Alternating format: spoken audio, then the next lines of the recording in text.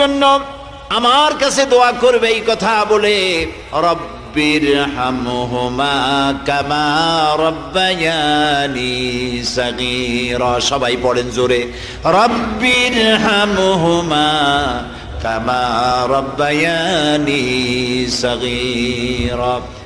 আল্লাহ তাআলা শিখাই দিলেন আমার কাছে দোয়া করো, আয় আল্লাহ তাআলা আমার অসহায় যখন আমি ছিলাম, আমার অসহায়ত্বের সময় আমার মা বাপ যেভাবে আমাকে স্নেহ করে লালন করে চায়, আল্লাহ তুমি আমার মা বাপকে তোমার রহমতের কোলে লালন পালন করো। জোরে বলেন আমিন। সবাই এই দোয়া করবেন, মনে থাকবে, মনে থাকবে। অনেক মুসলমান আছে বুঝে না, মাজারে যায় চাদর দেয়, মাজারে যায় মশারি টানায়। দেখছেন না আপনারা? আমি চিন্তা করছি মাজারে মশারি টানায় কেন? তার ধারণা কি কবরের মধ্যে গিয়ে মশাই কামড়াবে? কি আশ্চর্য কথা। যারা মাজারে মশারি দিল, চাদর দিল, দেখা গেল তার মায় শীতে কষ্ট পায়, তার বাপের মশায় কামড়ায়। অথচ